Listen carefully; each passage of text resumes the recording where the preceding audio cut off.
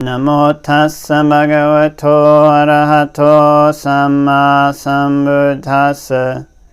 Namo tassa bhagavato arahato samma sambuddhassa. Namo tassa bhagavato arahato samma sambuddhassa. Buddhaṃ saranang gacchāmi, Dhammaṃ saranang gacchāmi, Sanghaṃ saranang gacchāmi. Dutiyampi Buddhaṃ saranang gacchāmi, Dutiyampi Dhammaṃ saranang gacchāmi, Dutiyampi Sanghaṃ saranang gacchāmi. Tatiyampi Buddhaṃ saranang gacchāmi, Tatiyampi Dhammaṃ saranang gacchāmi, Tatiyampi Sanghaṃ saranang gacchāmi.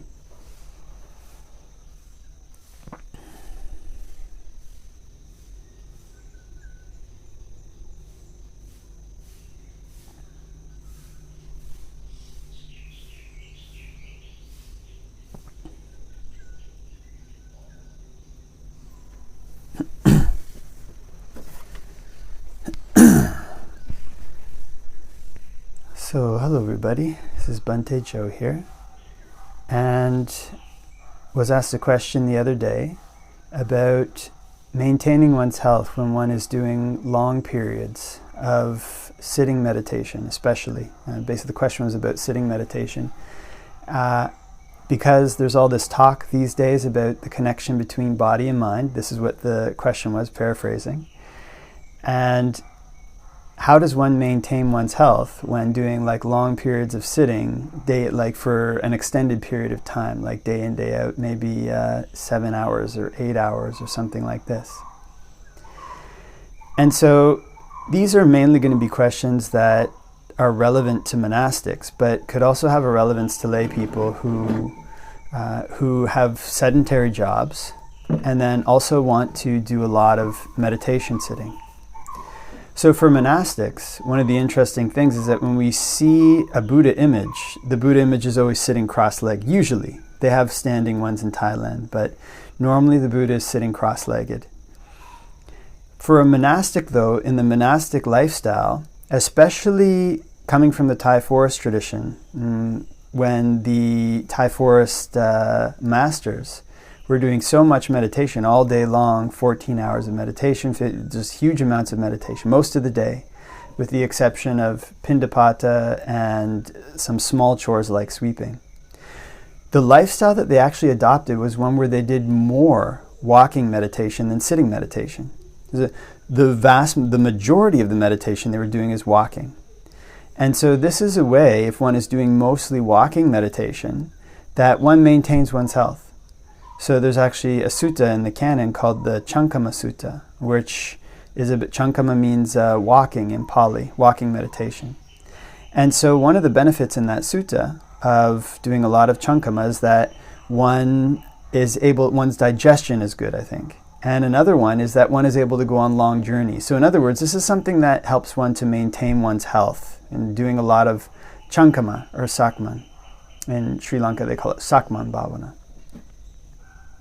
So another thing that people often think about when they think of meditation is they think about samadhi and they don't associate samadhi with Sakman Bhavana. But in that sutta it makes clear that the concentration or the samadhi that one gains when doing Sakman Bhavana or Chankama lasts for a long time. So basically one just continues doing whatever the meditation topic one was doing when sitting, when walking.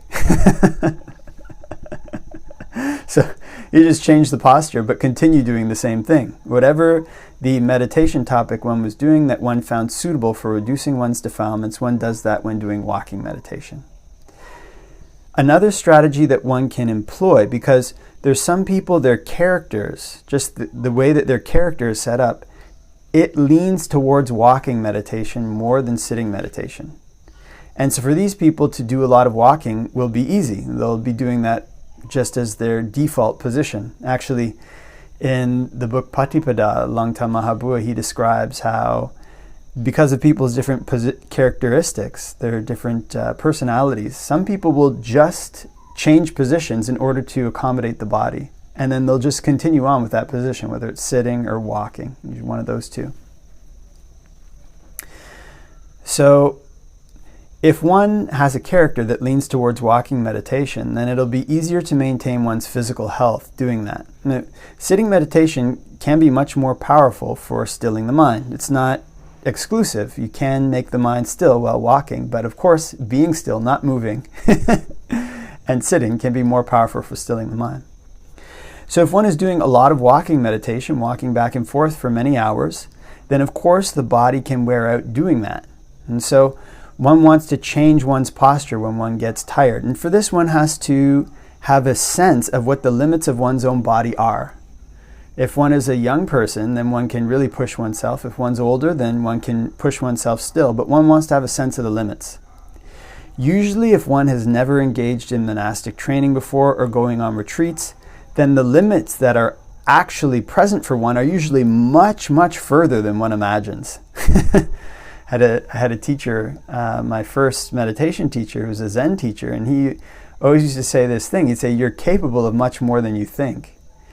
So one wants to be careful about setting appropriate limits when doing walking meditation or sitting meditation to maintain one's health. But those limits, if one has never trained in a monastic sangha before that's devoted to meditation, or one has never gone on like extended retreats where there's some kind of training period, it's probably going to be a lot further than one thinks. One can usually push oneself actually pretty far. So on the other side, there's people whose personality is inclined towards sitting meditation. And these people will mainly take up the sitting posture and just do walking meditation to relieve, to maintain their body. So in this case, one of the important things for people with that characteristic is that they eat little. They don't eat much. Because if one is sitting a lot and one has a big meal, it'll obstruct one's meditation. But at the same time, it's bad for one's health, just sitting and having the food kind of congeal. So some of these, what they call like dhutangas, the ascetic practices recommended and allowed by the Buddha, are quite suitable for long periods of sitting. If one eats one meal a day, that's very, very suitable for long periods of sitting. Just reducing the amount of food that one eats to a minimum. And one of the ways that one can do this, in addition to gauging, okay, when is the right tipping point for where I'm full or not full, is one can set time limits. So I remember as a young monk, I went to visit Thailand just for a year and trained there, and it was really impressive. We had like 15 minutes to eat, and it was so little time, and that basically put a limit on the amount that you could actually eat. So if one's character is devoted towards sitting meditation rather than walking, then one can try to set these kind of limits on how much one's going to eat, both by watching the intake to see when the tipping point is, and possibly by setting a limit like 15 minutes.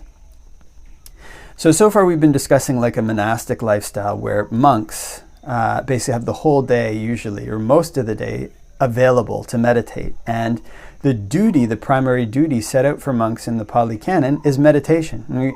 Whenever we see the Buddha's lifestyle instructions for monks, it's always about spending most of the day walking and sitting. All the other things are kind of supplementary to the training of the mind in meditation. So this is something that applies to the monastic lifestyle, meditating for long periods of time where one's health could start to wear away if one doesn't balance correctly. For lay people, though, these things can apply as well, because sometimes lay people will have office jobs where they're sitting most of the day, not doing much exercise, and then they want to do some meditation. Usually what I've heard for lay people living a normal lay life, they can, if they're really pushing the limits, they can get in 2 hours of meditation, still having, normal relationships with people to a certain degree.